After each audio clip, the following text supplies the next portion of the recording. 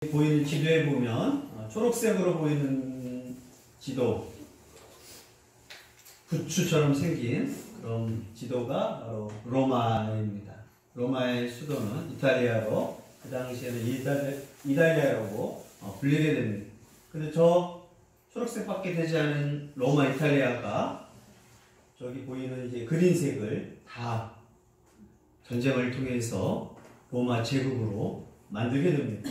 저 밑에 보면 아프리카의 카르타고, 해전을 통하여 또 히스파니아, 지금은 포르투갈, 스페인을 점령하게 되고, 또 저 위에 보면 파리까지, 또 저 밑으로 보면 이제 아테네, 또 이집트의 알렉산드리아, 예루살렘. 이 지중해가 어떻게 보면 엄청 큰 바다인데 지중해를 호수처럼 낄 정도로 로마가 유럽을 다 지배하는 로마 제국 시대를 맞게 됩니다.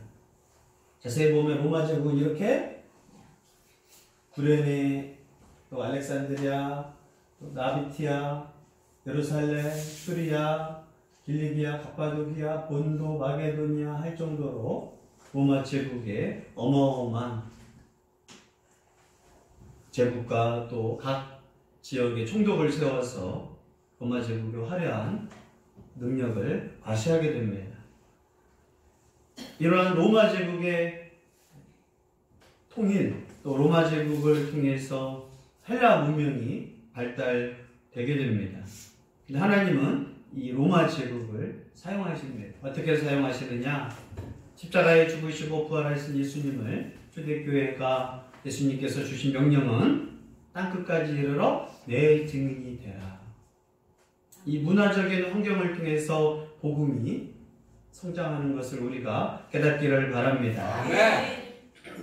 대로마 제국을 향하여 사도 바울은 꿈을 꾼 것이, 로마 제국의 수도 이탈리아에 가서 복음을 증거하면 전 세계에 복음의 씨앗이 퍼질 것이다. 그러므로 로마 제국을 향하여 복음을 증거하고 싶은 사도 바울의 소망, 또 하나님의 계획이 있음을 여러분이 사도행전을 통하여 깨닫기를 바랍니다. 하나님은 이 로마 제국을 위해서 약 200년 동안 팍스 로마나, 전쟁도 없는, 로마가 전 세계 유럽을 다 제패했기 때문에 더 이상 전쟁이 없고 200년 동안 평화의 로마 제국 시대가 되게 됩니다. 이때 다민족, 다종교, 범신론과 함께 기독교의 복음이 퍼지게 되었다라는 것을 역사를 통해서 가르쳐주고 있습니다. 로마가 제국을, 또 각 나라를 전쟁을 통해 가지고 이겨고 식민지로 삼았을 때 제일 먼저 한 것은 길을 닦았습니다. 반란이 일어나면 빨리 로마의 그 병사들이 가기 위해서 길을 닦을 정도로, 그래서 모든 길은 로마로 통한다. 로마 제국에서 배를 타고 각 지역에 도로를 만들 정도로, 그 당시 대리석도로를 만들 정도로 로마는 모든 길을 만들었는데, 하나님은 이 로마 제국을 통해서 길을 닦아놓고 베드로와 바울, 믿음의 사람들이 로마로 가서 복음을 전하고 이 복음이 로마의 길을 통하여 퍼지는 것을 우리는 요한계시록에서도 볼 수 있습니다. 우리 행복한 교회 성도가 하나님의 사명을 가지고 살아갈 때 하나님은 나에게 맞는 환경, 나에게 맞는 문화를 통하여서 이렇게 복음을 퍼뜨릴 수 있는 사명을 준 것을 믿으시기를 바랍니다. 하나님이 이렇게 바울을 통하여 로마로 가게 하고, 로마를 통하여 복음이 퍼지게 되고, 이 복음이 영국으로, 이 복음이 아프리카로, 이 복음이 유럽으로, 전 세계로 퍼져서 결국 중국과 일본과 대한민국까지 온 것을 믿으시기를 바랍니다. 이렇게 하나님은 로마라는 제국을 통하여서 큰 일을 행하셨기 때문에 사도행전에 사도 바울을 통하여서 어떻게 로마를 가서 복음을 증거했는지를 저자 누가는 자세하게 기록하게 됩니다. 오늘 멜리데 섬에서 3개월 동안 겨울을 보내고 이제 로마로 가는 배를 타고 드디어 출항을 하게 됩니다. 11절로 14절 읽습니다. 석 달 후에 우리가 그 섬에서 겨울을 간 알렉산드리아 배를 타고 떠나니 그 배의 거리 양식은 디오스도로라. 수락회에 거기서 들어와서 레기온에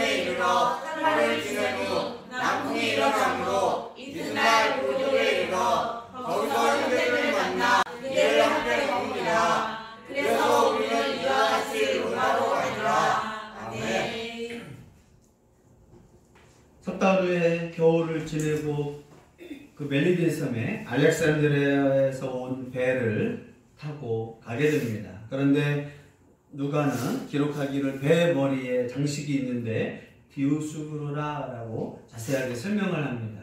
디오스구르라는 것은 그 당시 제우스 신으로 여겼던 그의 자녀 둘이 있었는데 뱃사람의 수호신으로 쌍둥이 아들로 알려져서 그 배 머리에 쌍둥이 아들을 형상을 한 디오스구라를 통해서 이 배를 폭풍과 위험으로부터 지켜주라고 종교적인 염원을 담고 배 선장이 그런 부호를 부착한 것입니다. 누가가 이 기호를 자세히 부각시키는 것은 이들의 어리석음, 지중해에서 정말 배를 지켜주고 안전한 항해를 해줄 분은 하나님이란 것을 우리는 알고 있습니다. 아멘. 그러나 이 알렉산드리아 배 사람들은 그걸 모르고 제우스의 아들들이 바다의 수호신으로 지켜줄 것을 숭배하고 있을 때 아마 바울과 함께 탔던 선장, 선원, 또 백부장 율리오 제수들은 그것이 아니야. 바울과 함께 했던 그 하나님이 유라굴로 태풍에서 지켜주셨던 것을 그들이 이제 알렉산드리아 소속의 사람들과 같지 않게 하나님을 알고 믿었던 것을 여러분도 알고 있을 것입니다. 이렇게 배 정면에 있는 문양을 소개함으로써 진정으로 바다에서 사람들의 생명을 지키고 보호가 되는 자가 누구냐? 아마 율리오와 사람들은 섰을 거예요. 하나님이 지키신다. 하나님이 지키신다. 그게 아마 배 보호에서 제일 중요한 거예요. 누가는 이러한 자세한 걸 통해서 정말 바다에서 또 어려운 항해에서 우리가 학교 생활 또 직장 생활 어느 곳에 여행을 갔을 때 우리를 지킬 분은 누구냐?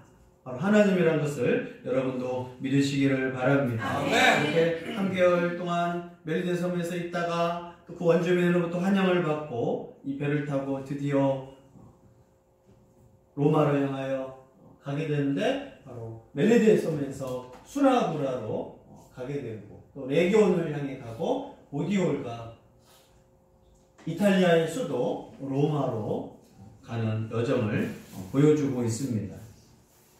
배를 타고 수라구라를 대고 4월 동안 있다가 배가 가다가 꼭 들려서 내리고 물건을 내리고 검사받고 바로 로마라고 들어가는 수도에 들어가기 위해서 검사도 받았을 것이고 위험 인물이 있는지 확인했을 것이고 배가 정박하면서 3일 동안 여기서 정박하고 그리고 3일 있다가 레기온으로 가게 됩니다. 또 레기온에서 있다가 보디올로 배가 가게 됩니다. 그런데 이때 보디올에 있던 로마 교회 성도들이 바울을 향하여 찾아오게 됩니다. 그리고 바울에게 1일 동안 7일 동안 그들과 함께 같이 머무면서 식사도 하고 말씀도 가르쳐주고 서로 교제하기를 바라게 됩니다.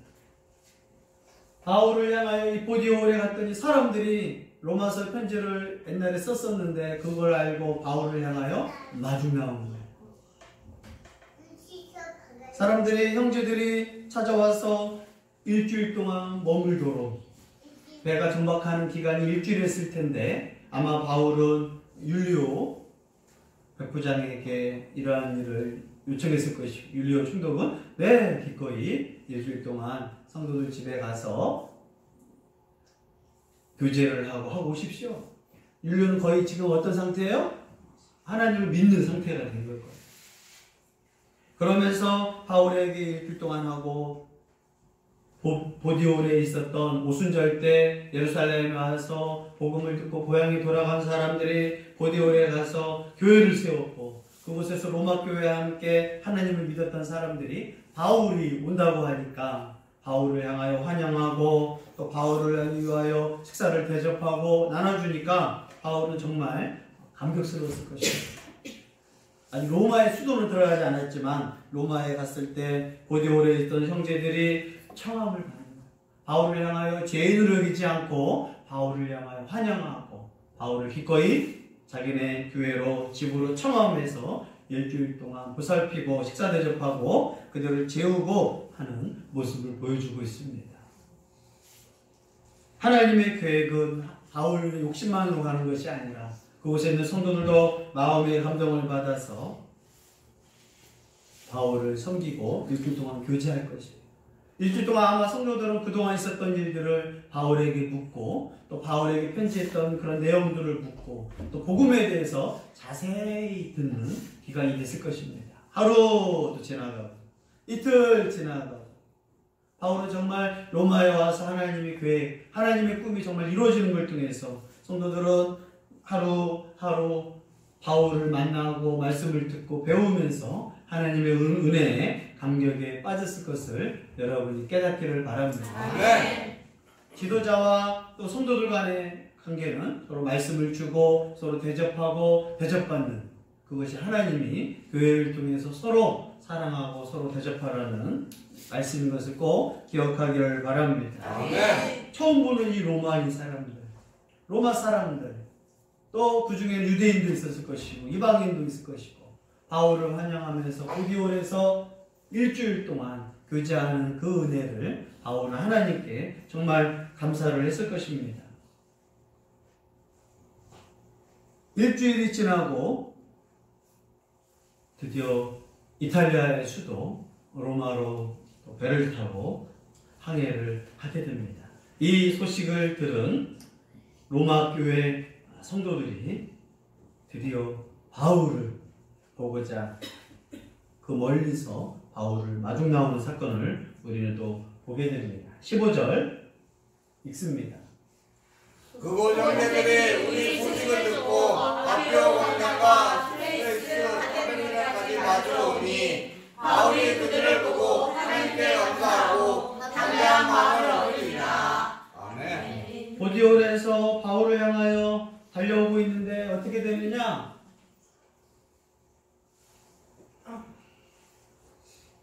로마로 가는 와중에 사람들이 로마 향에 도착하니까 사람들이 하루 걸리는 거리에서 하루 전날부터 걸어오기 시작해서 약비오 광장에 바울을 환영하고 있는 거예요.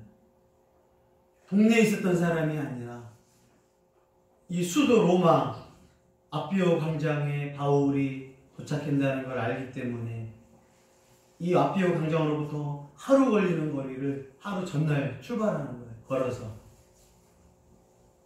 그리고 바울을 마주하는데 바울이 뭐가 나오겠어요? 눈물이 쫙 나요. 하루 걸려서 바울 사도를 환영하러 왔습니다. 죄인이 온 것이 아니라 복음을 들고 온 바울을 진정한 로마에 승리한 개선장군처럼 복음으로 이 로마를 구원하고 로마를 통하여 하나님의 복음으로 통치할 날을 소망했던 바울을 환영하고 있다는 것을 누가는 기록하고 있습니다. 그들이 할 수 있는 최고의 영접, 그들이 할 수 있는 최고의 환영은 하루길을 걸어서 바울을 환영하러 온 거예요. 한 번도 보지 못했던 바울, 그와 상관이 없었던 바울, 그러나 로마서를 통하여 바울이 누군 줄을 알고 복음을 들었던 그 로마 교회 성도들이 바울을 보고 싶어서 환영하고 싶어서 지금 바울은 죄인으로 오지만 아니다, 죄인으로 오는 것이 아니라 복음의 사자, 그걸 가지고 하루길을 걸으면서 바울이 그러한 소식을 들었을 때 눈물을 알게 됩니다. 또 트레이스라고 하는 상거리라고 하는 타베르네에서 또 오니까 또 사람들이 또 바울을 환영하고 있는 거예요. 그리고 바울은 자신을 환영하고 영접하고 그 멀리서 대한민국은 어떻게 보면 가깝다고 그러더라고요. 미국이나 중국은 잠깐 옆 동네에서 행사를 한다는데 갔다 오겠습니다. 페이스북에 어떤 분이 그 옆 동네 교회 이전에서 축가 잔치 한다고 갔더니 6시간 걸리더래요. 6시간. 미국이라는 나라도 그렇대. 미국이라는 나라도 6시간. 중국도 옆 동네 한양화 갔다 올게요. 예. 몇 시간 걸려요? 6시간 걸리는 거예요. 나라가 워낙 크니까 옆 동네. 그러면서도 환영을 해주는 것처럼 이 로마라는 나라에서 그 당시에 하루 동안 걸어와서 바울을 환영해주고 바울을 향하여 영접했을 때 바울을 향하여 얼마나 기다리고 사랑했는지. 이에 바울이 하나님께 막 감사를 합니다. 하나님 감사합니다. 한 번도 보지 않았던 바울과 로마 교회 성도들. 그러니까 바울이 어떤 마음이 드냐? 담대한 마음을. 영적인 지도자도 하나님 말씀을 증거하러 왔지만 사람들이 환영해주고 기뻐해줬을 때 담대한 마음을 얻는 거예요. 서로 그 사람을 최고로 예우했을 때 그들이 해줄 수 있는 예우는 뭐예요? 하루 동안 걸어와서 환영해주는 거예요. 옛날에 대한민국도 평양이 부흥되고 초기에 대한민국이 부흥할 때는 하나님 말씀을 듣는 교회가 별로 없으니까 간식과 밥거리를 싸고 냄비를 딱 싼 다음에 교회를 향하여 부흥회가 열린다라고 하면 하루 이틀 막 걸어가가지고 그곳에서 천막을 짓고 말씀을 들으면서 밥을 먹었거든요. 그게 대한민국의 뿌리예요. 지금도 아프리카에서는 어느 지역에서 선교대회가 열린다라고 하면 먹을 걸 싸 들고 와서 거기서 밥을 먹으면서 일주일 동안 있는 거예요. 그리고 그 자리에서 나가면 빼앗기니까 그 자리에 하루 동안 서 있는 거예요. 비가 와도 비를 맞으면서 집회를 하는 거예요. 그게 지금 아프리카에 들어가는 복음입니다. 이 로마 시대에도 바울을 향하여 하루 동안 환영하면서 걸어온 거 아니에요? 혹시 못 만날까봐 더 일찍 왔을 것이고 부지런히 하루 전부터 출발을 해서 이 바울이 광장에 와서 지나갈 것을 알고 환영을 하고 그리고 바울과 만나고 교제를 하고 또 트레이스 타베르까지 걸어가게 되고 율리오는 로마 당국에다가 보고를 해야 하니까 같이 이제 성도들이 따라가는 거예요. 죄인으로서 부끄러운 사람이 아니라 복음을 듣는 하나님의 지도자로서 선생님 바울을 이렇게 환영하게 되고 바울은 이러한 감격, 감사의 눈물을 흘리고 처음 보는 사람이지만 주 안에 우리는 하나입니다. 아멘. 이것이 주 안에 하나라는 형제 자매가 그리스도를 통해서 하나 될 수 있는 복음으로 하나 될 수 있는 것을 여러분이 믿으시기를 바랍니다. 아멘. 로마의 도착과 감격, 죽지 않고 살아온 하나님의 보호심을 감격을 했었는데 이 감격 가운데서 성도들이 나와서 바울을 영접하고 환영하니까 바울은 하나님께 감사가 나오고 찬양이 나오고 그 가운데서 담대함이 나와서 내게 주신 사명 하나님께서 허락하신 거구나. 로마 교회 성도들 마음을 열어주셔서 환대하게 하고 바울은 멜리드 섬에서도 3개월 동안 환대를 받죠. 하나님이라 하는 자에겐 하나님이 사랑을 붙여주셔서 환대를 하고 로마 길에 갔을 때도 따뜻한 영접, 보리올의 그 일주일 동안 영접, 또 하루 동안 걸어왔다니요. 한 번도 보지 못한 사람을 그 편지를 통해서 하루 동안 걸어와서 준비했던 그들을 통해서 바울은 하나님이 역사하시는 거야. 아멘. 그리고 담대하게 증거할 수 있는 마음과 믿음이 있었다는 것을 깨닫기를 바랍니다. 아멘. 그리고 이제 바울은 제수로 왔기 때문에 율리오와 또 로마 당국한테 바울을 어떻게 할 것인가 라고 했을 때 로마 총독 베스토가 보낸 총독에 로마 재판 당국에서 그걸 읽었을 것이고 또 바울을 데리고 왔던 율리오가 바울이라는 사람은 어떤 사람인지 기록을 이제 제시했을 것이고 로마 당국에서 바울을 지켜보니까 어떤 사람이에요? 죄인으로 왔지만 죄가 없는 것 같고 누구도 이 사람의 죄를 말할 수 없고 무엇보다 율리오 백부장이 배가 파산했을 때 로마의 그런 병사들을 지켜주고 제수들이 도망가지 않게 권면했고 아무도 다치지 않을 정도로 보통 사람은 아닙니다. 정말 도덕적이고 신앙적이고 이 사람을 뭐라고 할 수 없으니 선처를 구합니다. 아마 율리오가 앞장서서 그렇게 했을 것입니다. 이에 로마 정부는 바울에게 감옥에 가둬두라고 하지 않고 쇠사슬을 묶으란 말도 하지 않고 그냥 자유민으로 있으면서 쇠빵살이 하나를 얻어라. 그리고 사개대로 로마 병사는 지키는 걸로 하자라고 하게 됩니다. 그래서 로마에 들어가서 병사들과 함께 바울을 지키는 선처를 또 베풀게 됩니다. 16절 읽습니다. 우리가 로마에 들어가니 바울에게는 자기를 지키는 한 군인과 함께 따로 있게 허락하더라. 감옥에 갇혀야 바울이 선처를 받아서 최하의 형벌로 집을 구하고 그 안에 거하라 하라고, 가택연금, 이 집에만 있어라. 감옥이 아니라 일반 집에서 단 로마 병사가 사교대로 지킬 것이다. 이게 예수의 삶이 아닙니다. 율리오의 백부장의 삶을 보니까 바울은 법 없어도 살 사람이다. 로마를 괴롭히거나 도망가거나 죄인의 모습이 아니다. 오히려 선생님이었다. 그리고 2년 동안 이곳에서 있게 됩니다. 로마에 가서 재판을 당하면 2년 안에 이제 형벌을 받게 돼요. 2년 안에 이제 죄가 밝혀지는데, 이 죄 가운데서 결국 바울은 재판을 받지 못하고 풀려나게 됩니다. 죄가 없으면. 그리고 바울이 어떻게 됐냐고요? 이제 다음 주에 나와요. 베스도 총독 율로의 총음으로 바울은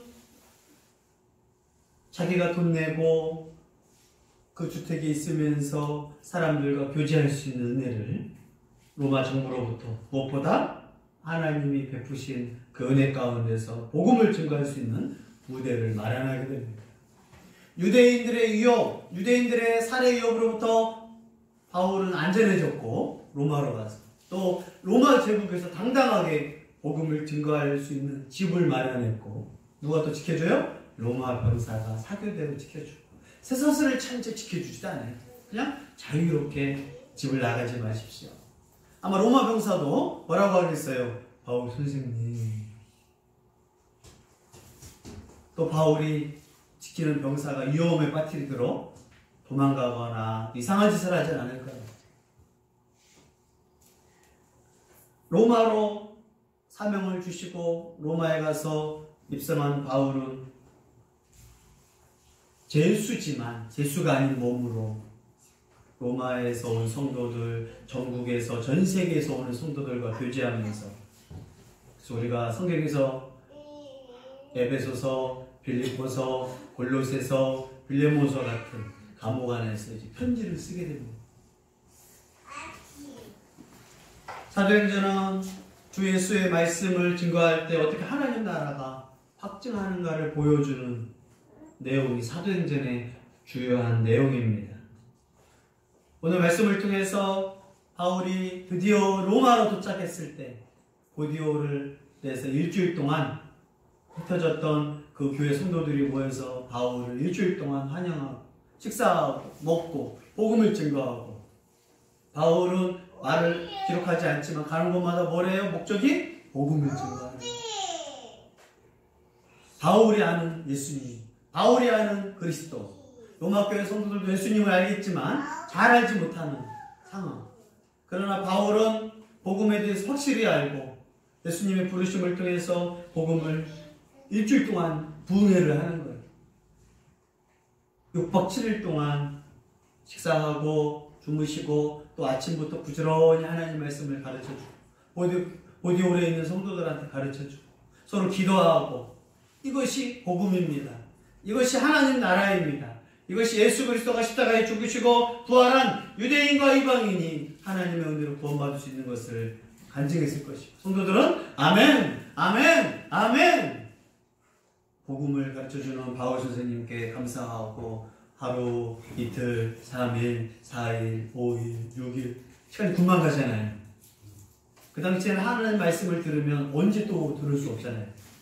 근데 바울이라는 선생님이 로마서를 통해서 다 돌려보고 다 보고 정말 만나보고 싶고 물어보고 싶다.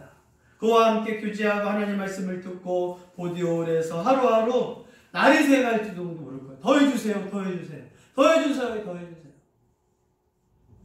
그러면서 서로 하나가 되고, 유대인과 이방인, 또 보디올에서 일주일 동안 평생 동안 바울과 함께 했던 그 기억을 잊지 않았을 것이고, 일주일간의 그 기억이 평생을 다스렸을 것이고, 일주일간의 그 관계 속에서 그들은 하나가 되고, 드디어 바울이 수도 이탈리아로 갈 때 그들은 또 박수하고 선물을 드리고 환영을 하고 또 대접할 수 있는 걸 다 해서 로마에 도착했을 때 그곳에서도 하루 전부터 출발해가지고 바울을 기다리고 있는 거 아니에요? 아마 그때 늦지 않았을 거예요. 그래? 늦었겠어요? 늦지 않았겠어요? 바울이 아마 9시에 도착한다고 하루 전부터 출발해서 혹시 늦으면 안 되니까 아마 6시부터 도착했겠죠. 먹지도 자지도 않고 그 먼 거리를 걸어서 바울을 보겠다고, 바울을 환영하겠다고. 그것이 성도의 끈끈한 은혜였습니다. 지금도 마찬가지입니다. 선교사들이 사역하고 또 목회자가 사역했을 때 하나님 말씀 가운데 서로 대접해야 돼요. 하나님이 그렇게 교회를 세우셨단 말이에요. 목사나 교사를 통하여 말씀을 가르치면 성도들은 대접하고 내가 할 수 있는 최선의 것으로 대접하는 거예요. 하루 거리를 가져와가지고 그를 환영하는 마음. 정말 귀한 분이니까 하루 동안 왔다라는 게 그의 모습이잖아요. 늦지 않고 오히려 일찍 와서 하나님 말씀을 준비했던 마음. 지금도 아프리카에서 또 중국에서 인도에서 하나님 말씀을 가르쳐주면 하루 전부터 기다리는 거예요. 하루 전부터. 지각이라는 것도 없고 뭐 한두 시간 할 수가 없어요. 생각해보세요. 저 멀리 3일 동안 걸어온 사람한테 얘 1시간 했으니까 가세요 하겠어요? 또 그들은 앉지도 않아요. 왜 앉지 않나 했거든요. 왜 서서 찬양해요 했더니 만약에 사람이 앉으면 1000명이 들어갈 수 있는 거, 사람이 있으면 3000명이 들어갈 수 있어요. 누구도 앉을 수가 없는 거예요. 그리고 그 모임 장소 밖에 또 사람들이 있어요. 내가 앉으면 2명이 못 들어오는 거예요. 그러니까 그 집회 장소에 사람들이 어떻게 해요? 처음엔 앉아있어. 먼저 온 사람은 앉아있어요. 그리고 사람이 점점 안 앉으면 서는 거예요. 내가 버티고 우리나라 사람 중에 있을 거야. 힘든데 앉으면 주산해요. 다 일어서 좁아. 그래서 1000명 들어갈 자리에 3000명이 들어가요. 그리고 밖에는 뭐 하고 있어요? 서서. 또 거기 이제 앉아있지. 근데 이제 비가 오잖아요. 5일씩 6일씩 하니까. 그러면 안에 있는 사람은 비를 안 맞고 있고 밖에 있는 사람은 비 맞고 예배하는 거예요. 스크린 하나 걸어놓고. 갈 수 없잖아. 늦은 거야. 어떤 사람은 3일 전부터 와 있고 어떤 사람은 이틀 전부터 와 있고 어떤 사람은 일주일 전부터 와 있으니까 나는 시간 맞춰서 왔더니 못 들어가는 거예요.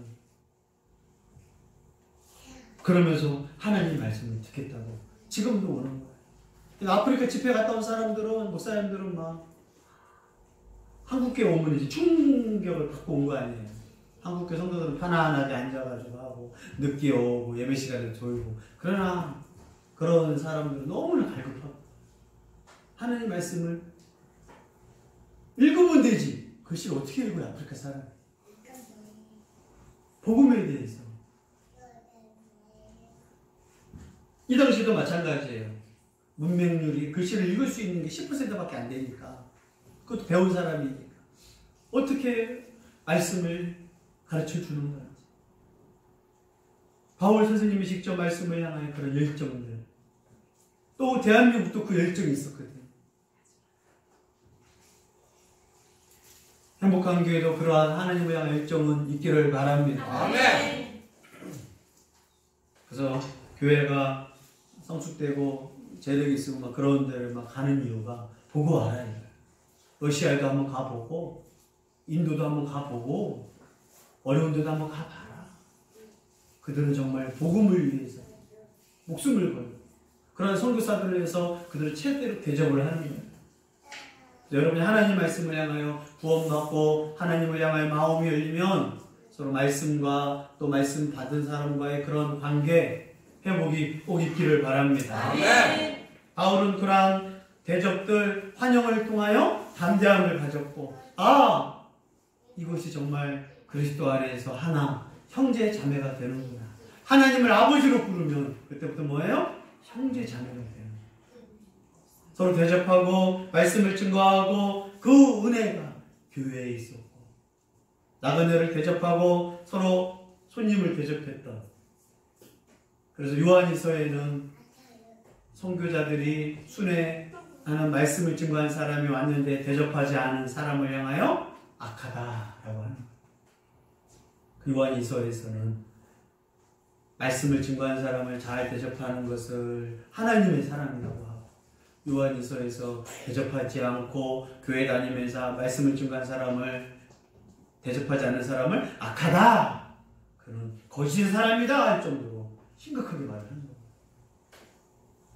하나님 복음을 사랑한 사람은 복음을 증거한 사람을 귀하게 여겨요. 자기 자식을 위해서는 정말 아끼지 않고 하잖아요. 귀하니까. 복음이 정말 귀하다면 복음을 증거하는 사람을 대접하는 게 성경에서 가르쳐주는 대접 방법이라는 것을 깨닫기를 바랍니다.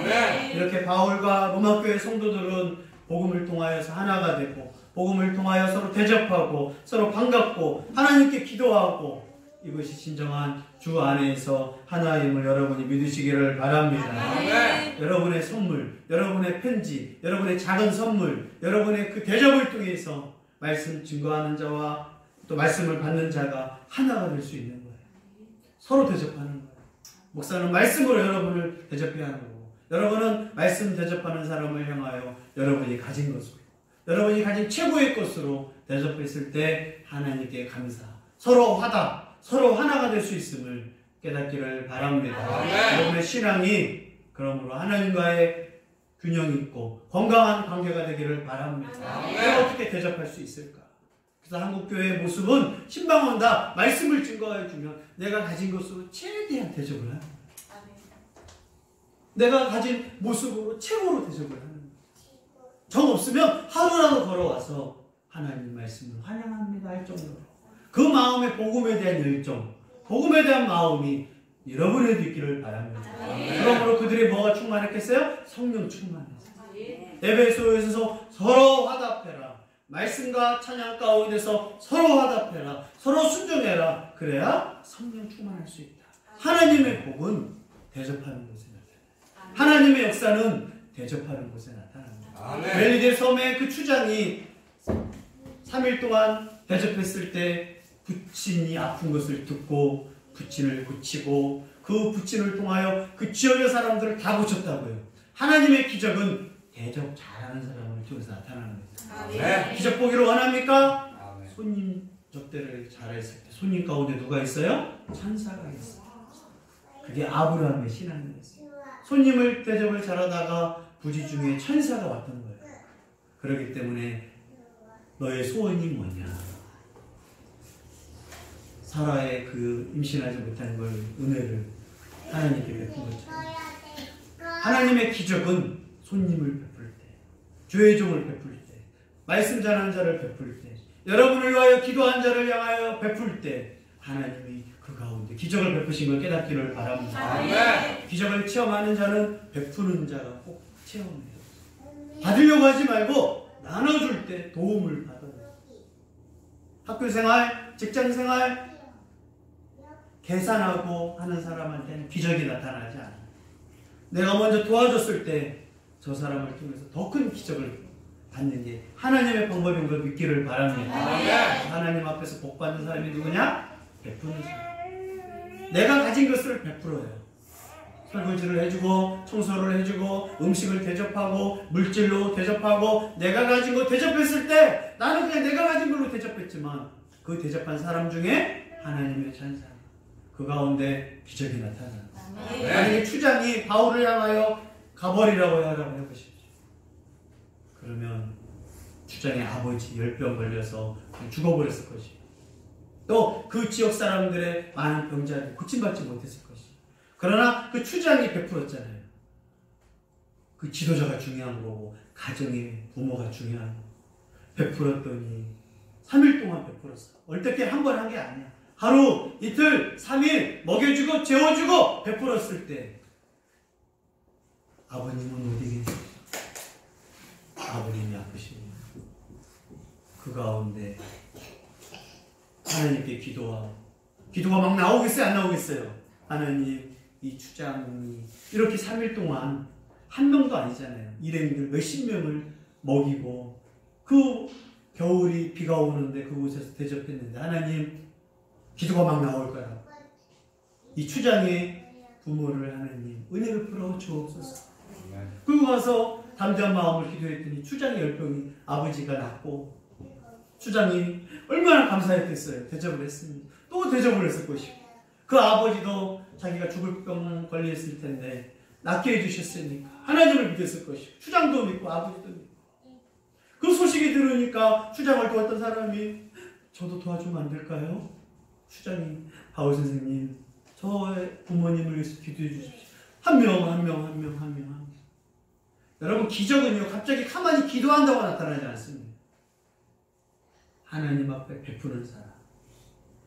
고넬료도 경건하여서 사람들을 베풀었던 사람이었고 추장도 베풀었기 때문에 기적을 체험했고 아마 이 지역에서 또 로마 지역에서도 바울을 베풀다가 어떻게 해요? 아픈 자도 있었을 것이고 어려운 당한 자도 있었을 것이고 그러면 기적이 일어나는 거예요. 아멘. 옛날에 기적이 일어나는 사람들 보면 베푸는 사람이에요. 그래서 기도하는 사람이 마음문이 열려요. 하나님 앞에. 또 그걸 누가 아시겠어요? 하나님이 아시죠. 하나님이 아시죠. 하나님이 아시니 그 병을 하나님이 고치시겠어요? 외면하시겠어요? 하나님의 기적과 능력은 베푸면서 나와요. 성도들이 하는 것 자꾸 베푸는 거예요. 그럴 때 기적이 나타나요. 그걸 아시는 하나님, 내 마음을 아시는 하나님이 그의 삶을 복되게 하실 걸 믿으시기를 바랍니다. 환영으로 바울은 담대한 마음을 얻었고 복음을 증거해도 되겠구나. 담대하게 복음을 증거해도 되겠구나. 저를 기다렸구나. 냉대하지 않고 무시하지 않고 최선을 다해야 하고 있고 무엇보다 하루길을 걸어와서 온몸에 먼지 구석이 온몸이 잠도 못 자가지고 초췌한 얼굴이 바울 선생님 하는 그 얼굴을 봤을 때 눈물과 감동이 일어나고 하나님을 향하여 기도하고 복을 베풀 수밖에 없는 그런 신앙이 되기를 바랍니다.